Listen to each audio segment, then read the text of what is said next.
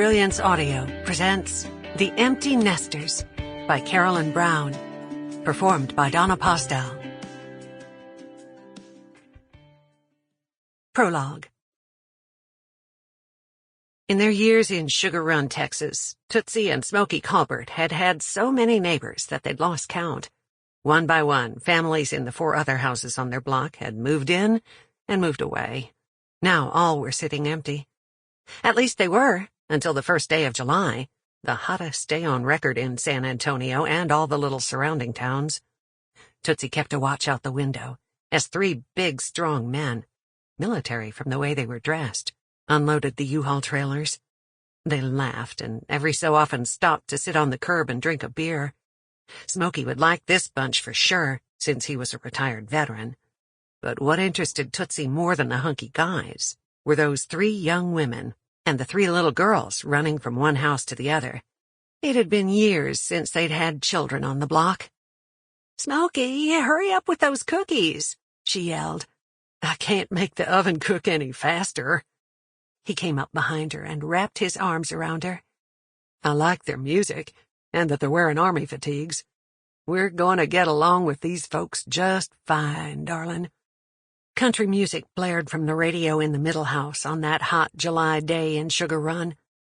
One of the men, a tall, dark, and handsome type, grabbed a woman around the waist and 2-stepped with her out there on the lawn.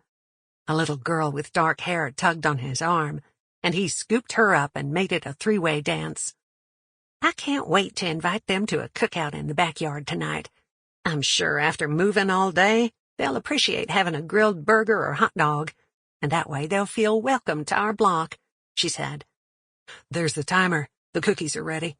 Why don't you get those on over to them?" He moved away from her and hurried to the kitchen.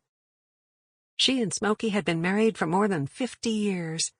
The good Lord hadn't seen fit to bless them with children, but he had given them lasting love and friendship. She looked out at the new families, and her heart yearned for grandchildren. "In a minute," she muttered. "I'm looking at them."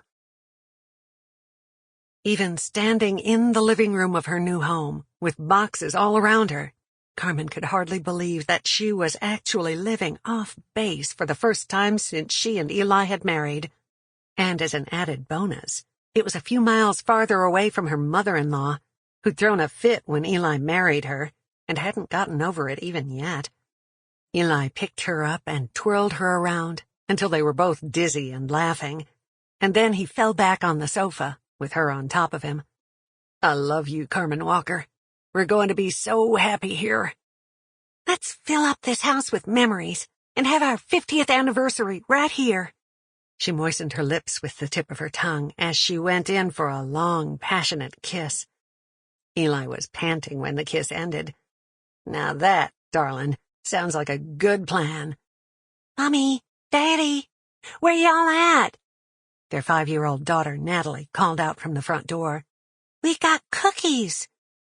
Carmen stood and tidied up her dark brown hair. She'd never heard of the Army sending a welcoming committee to folks who moved off base.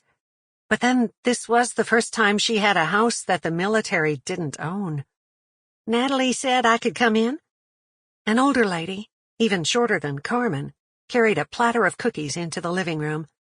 "I'm Tootsie Colbert, and this is my husband Smokey. We just want to welcome all y'all to our block." She handed the platter to Carmen. "And invite you to a backyard barbecue tonight. I make a mean hamburger and some pretty fine grilled bologna. We thought we could get to know each other. Y'all are going to be hungry after all this work," Smokey said. Eli set the cookies on a box and extended a hand. "That sounds great. I'm Eli Walker. This my wife, Carmen, and I see you've already met Natalie. Right pleased to meet y'all." Smokey shook hands with him. "Same here, and we're glad to have y'all moving in. Whole block has been too quiet this past 3 months. "Well, that's about to come to an abrupt end," Carmen giggled. She was what her grandmother used to call slap silly that day. Part of it was because she was so tired, but Carmen never in her life dreamed that Sample complete. Ready to continue?